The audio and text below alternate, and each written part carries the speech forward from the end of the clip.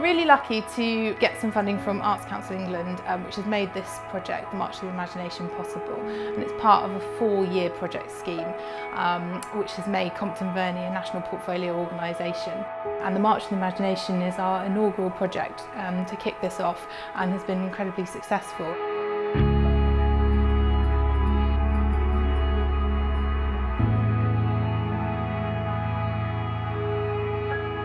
We began this commission by exploring Compton Verney as a site.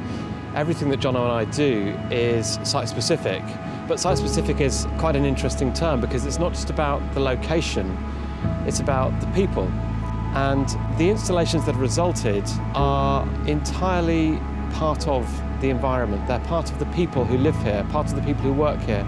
What's been consistent in each of these works is that there's been a relationship with people in each of the makings. So each work we've made has built a new relationship with myself as an artist and with others that have engaged with the work. That's always a very good sign when you make a piece of art and actually it makes a better relationship between you and another person.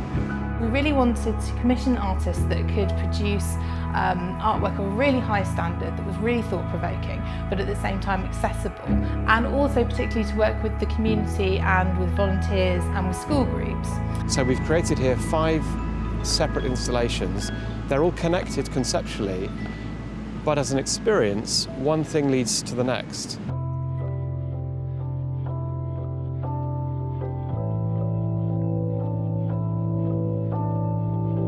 So as you arrive at Compton Verney, you first of all encounter migration. You're given a small torch and you illuminate the first batch of what you then later discover will become a swathe of 4,000 reflective elements that sweep through the landscape.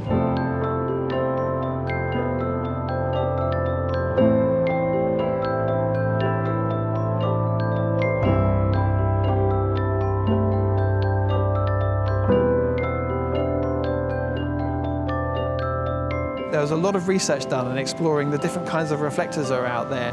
We all see reflectors every day on vehicles, on signs, but actually when they're taken out of that environment and you place them in a space where you're not expecting them, you revisit that experience and it changes the way you see the space around you. And then we kind of flipped it on its head, so we gave the viewer the power, so they have a torch. There's a magic behind these things that is about getting the right thing. When you turn that tiny torch on for the first time and light up the landscape, it's a magical experience.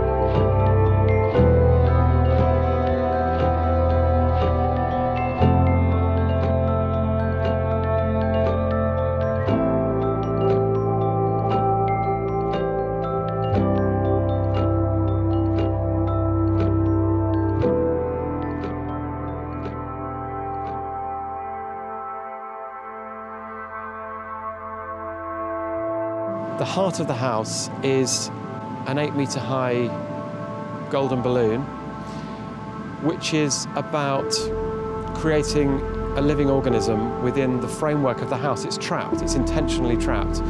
There are ways in which as an artist you train to make certain things, and so you know how to paint or you might know how to carve.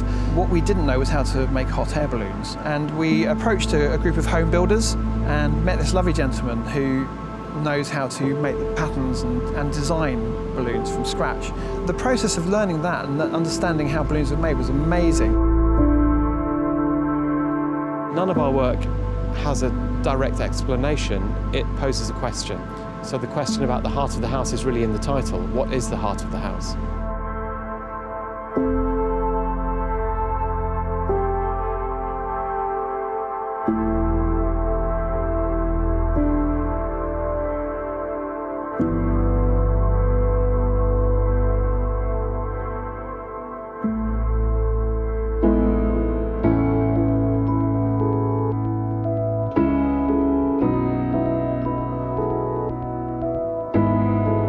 The stage is a very playful installation where levers change the mood of the house by changing the colour of the house. We've covered up a very contemporary LED computer programmed lighting unit with a series of simple colour filters that slide across that LED. So we've turned complex 21st century technology into something as low-tech as we could. We're not afraid as artists of addressing the idea that we should be like children and we should be playing, we should be exploring.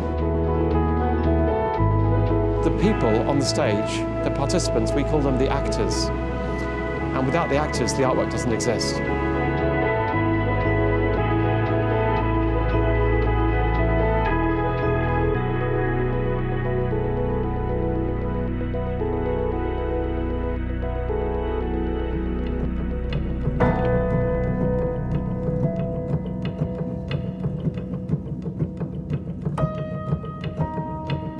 Zoetrope is an installation of projections which consists of 160 children filmed in the style of a zoetrope, a Victorian invention for the first ever moving image.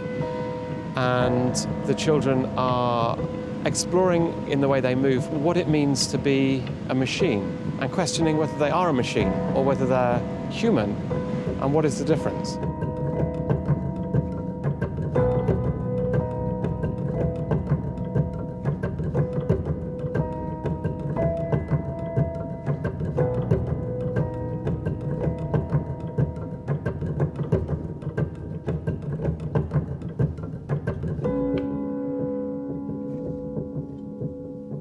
That follows on to electrical impulses, which is a series of conversations that take place.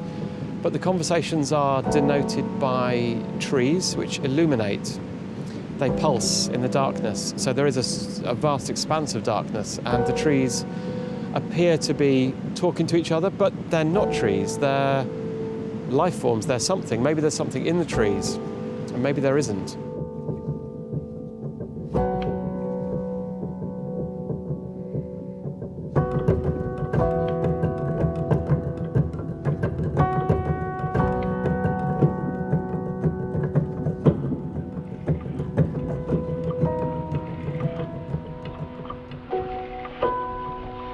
The only interior installation we've done here that you can enter into is called Breathe, and it is a chapel with inside it a red pulsing light that's just breathing. In fact, we set that light to our own breath. We actually programmed it to breathe as we do. And there's a soundtrack which turns mechanical noise into something that's definitely alive. The Breathe piece was really beautiful to be involved with because it was a collaboration again with people working with their steam engines. Also, not only recording the audio, but then these guys that have been working on their engines for probably about 10, 20 years, some of them, they hadn't heard the inside of their engine before, and I was able to show them what their engine sounded like. So this is the thing that you don't expect when you go and do a thing as an artist. You don't know that's going to happen.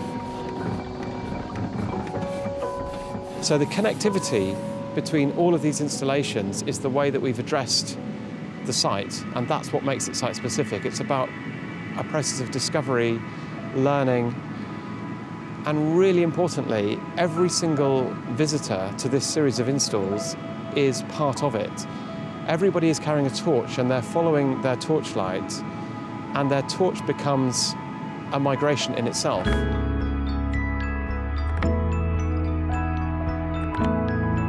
We were drawn to this project because it allowed us the freedom to be quite provocative, but subversively. We're actually asking people in this installation, what are we as human beings? Is there a spirit? Is there a soul? It's been lovely actually, because something that I really get excited about and look forward to is trying to find and discover something in the work that I make, and that's something that's certainly happened with pretty much every work we've made here. It's been a surprise at each stage. The way the grounds have been designed by Capability Brown have really considered the journey that a visitor makes when they come to this site, and John O'Neill have really thought about that quite deeply and created an incredible journey for the visitors that come to March of the Imagination. Arts Council England have been very complimentary of the March of the Imagination project, and Neil and Jono, they hit this combination between something being kind of awe-inspiring and really visually compelling, but also rigorously researched and conceptually thought through. People's responses to it become the art, and so in some sense what we've made isn't the art, it's the experience, and then going forward from that it's the memory. So in 5, 10, 20 years' time, how does somebody remember what they saw here, and how does that make them feel? Isn't that really where the art is? So it's not finished, ever.